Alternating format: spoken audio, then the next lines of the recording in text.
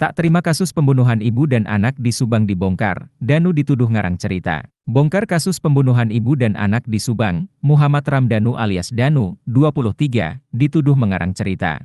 Seperti diketahui sebelumnya, setelah 2 tahun Danu mendatangi polisi dan mengungkap fakta sebenarnya kasus penemuan mayat ibu dan anak di Subang.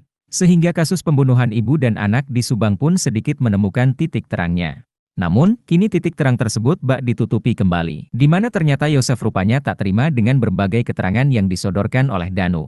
Bahkan pihak Yosef menuding Danu telah merekayasa cerita kepada polisi. Padahal Yosef telah resmi ditetapkan tersangka atas kasus pembunuhan istri dan anak kandungnya. Yosef tak terima atas klaim sepihak dari Danu yang turut menyeretnya dalam polemik kasus Subang. Seperti diketahui, polisi menetapkan Yosef sebagai tersangka setelah Danu menceritakan kronologi pembunuhan Tuti dan Amalia pada 18 Agustus 2021 lalu menurut versinya. Dalam versi cerita Danu, Yosef adalah dalang di balik pembunuhan istri dan anak kandungnya sendiri. Akibat kesaksian Danu tersebut, ia bersama Yosef resmi dijadikan tersangka dan ditahan di Polda Jabar. Tak cuma Yosef, Danu juga menyebut nama Mimin, Arigi, dan Abi sebagai pelaku kasus Subang. Karenanya, polisi pun ikut menetapkan Mimin, Arigi, dan Abi sebagai tersangka. Atas kesaksian Danu, pihak Yosef dan pengacaranya, Rohman Hidayat pun tak terima. Rohman pun mengurai pembelaan terhadap kliennya sekaligus mematahkan kesaksian Danu. Ditegaskan Rohman, semua cerita yang diurai Danu adalah karangan semata. Keterangan Danu menerangkan bahwa 3 orang ada di TKP,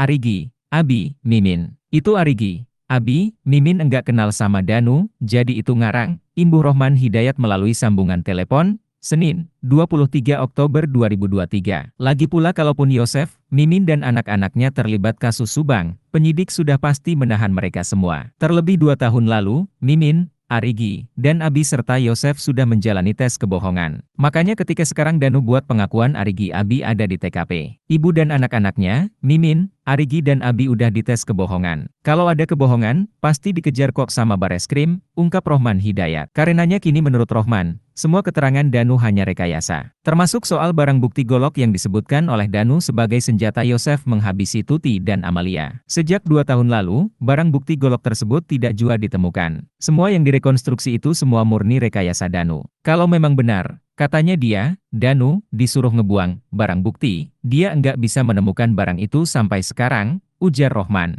Download Tribun X sekarang, menghadirkan lokal menjadi Indonesia.